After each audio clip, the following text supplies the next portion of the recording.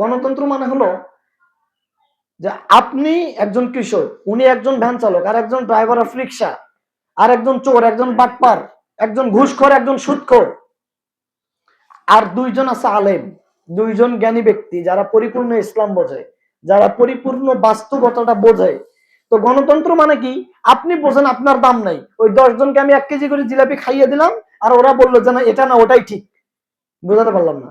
গণতন্ত্র মানে হলো এটা, যে মূর্খ হোক, শিক্ষিত হোক, গাঁজাখোর হোক, টাকা দিয়ে হোক, যেদিকেই হোক, জনসংখ্যা যেই দিকে বেশি সেটাই হলো সঠিক, এর নাম গণতন্ত্র। কিন্তু ইসলাম কি একটু দেখেন তো, মোহাম্মদ সাল্লাল্লাহু আলাইহি ওয়াসাল্লাম তিনি যখন আরবে আসলেন, তখন মোহাম্মদ সাল্লাল্লাহু আলাইহি ওয়াসাল্লাম একা একদিকে, Abu Taleb, Abdul Muttalib, Utba, Saiba, Mughira, Abu Sufian, Abu Jahl, সকলেই একদিকে। তো মোহাম্মদ সাল্লাল্লাহু আলাইহি ওয়াসাল্লাম ওই সময় যে আসলেন, আল্লাহ তো বললেন না যে তোমরা যেহেতু সবাই একদিকে তোমাদের ধর্ম ঠিক, মোহাম্মদ তোমার ধর্ম ভুল। কেন বললেন না? কারণ যেটা হক, আল হাক্কু আলাল হক, সত্য সত্যের উপরে থাকবে, সত্যের সাথে কোনো কি নেই, ছাড় নেই।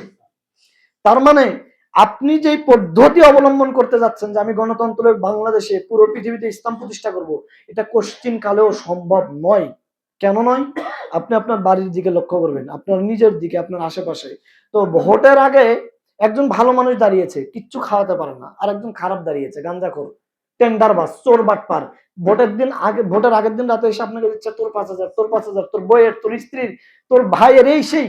তো আপনি ভোটটা কাকে দিবেন? এখন মসজিদে আসে মনে হচ্ছে ইমানদার, আপনি নাই দিলেন ভালো মানুষকে, কিন্তু সমাজ 8-10 জন কারে দিবে বলেন?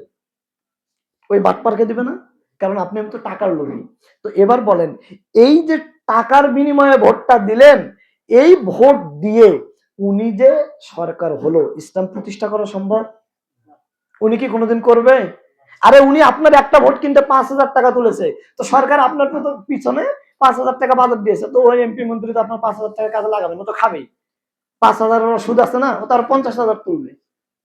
তাহলে দেখেন গণতন্ত্র কি শিখাচ্ছে, ডারকা মাছ, রুই মাছ, বোয়াল মাছ সব সমান।